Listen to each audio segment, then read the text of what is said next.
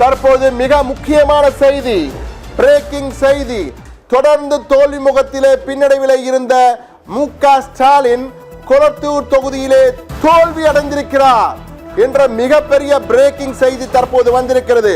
கொளத்தூர் தொகுதியிலே திமுக வேட்பாளர் ஸ்டாலின் தோல்வி அடைந்திருக்கிறார் என்ற மிக முக்கியமான பிரேக்கிங் செய்தி தற்போது வந்திருக்கிறது. முதல் தகவலாக தற்போது நாம் கொடுத்துக் கொண்டிருக்கிறோம். யாரும் எதிர்பாராத மிக பெரும் அதிர்ச்சி செய்தி இது என்றுதான் கூற வேண்டும்.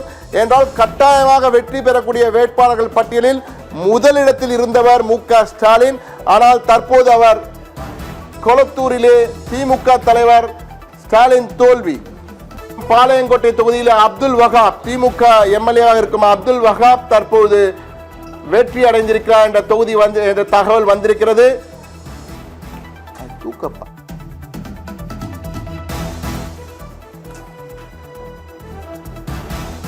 மதுரை மத்திய தொகுதியிலே தாவேக வேட்பாளர் முஸ்தபா வெற்றி அடைந்திருக்கிறார் என்ற தகவல் வந்திருக்கிறது.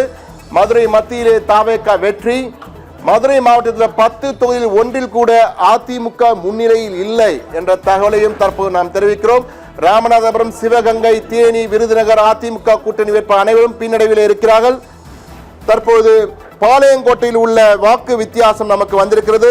எம் அப்துல் வஹாப் பெற்ற மொத்த வாக்குகள் 77,898, மரியஜான் பெற்ற மொத்த வாக்குகள் 64,457, வாக்கு வித்தியாசம் 13,441.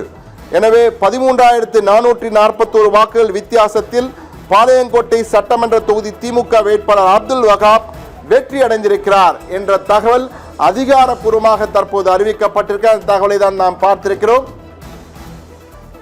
நிலக்கோட்டை தொகுதியிலே தாவக வேட்பாளர் 16 வாக்குகள் வித்தியாசத்தில் முன்னிலை பெற்றிருக்கிறார். மதுரை, தேனி போன்ற இடங்களில் அதிமுக படுதோல்வியை சந்தித்துக் கொண்டிருக்கிறது. ராமநாதபுரம், சிவகங்கை, தேனி, விருதுநகரில் அதிமுக கூட்டணி தொடர்ந்து பின்னடைவை சந்தித்திருக்கிறது. தற்போது கோவையின் 10 தொகுதிகள் குறித்த நிலவரம் நம்மிடையே வந்திருக்கிறது. கோவையின் 10 தொகுதிகள் செந்தில் பாலாஜி, எஸ்.பி. வேலுமணி இடையே கடும் போட்டி இருக்கும் என்று எதிர்பார்க்க இருவருமே அந்த 10 தொகுதிகளை வென்றே ஆக வேண்டும் என்ற தலக்கர்த்தாக்களாக களமிறங்கி வேலை பார்த்தனர். தற்போது நிலையில் மேட்டுப்பாளையத்திலே திமுக முன்னிலை. மேட்டுப்பாளையத்தில் திமுக முன்னிலை 37,051 வாக்குகளை பெற்றிருக்கிறது. டிவிகே 2ஆம் இடத்தில் 36,360 வாக்குகள். எனவே குறைந்த வாக்கு வித்தியாசத்தில் கிட்டத்தட்ட 800 வாக்குகள் வித்தியாசத்திலே திமுக முன்னிலை பெற்றிருக்கிறது.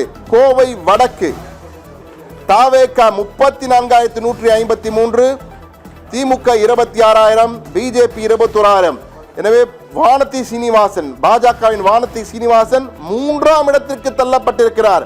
கடந்த முறை கோவை தெற்கின் எம்எல்ஏ இருந்தவர் தற்போது கோவை வடக்கிலே 3ஆம் இடத்திற்கு தள்ளப்பட்டிருக்கிறார். அதுவும் 13,000 வாக்குகள் வித்தியாசத்திலே பின்னடைவை சந்தித்திருக்கிறார் என்ற தகவல்.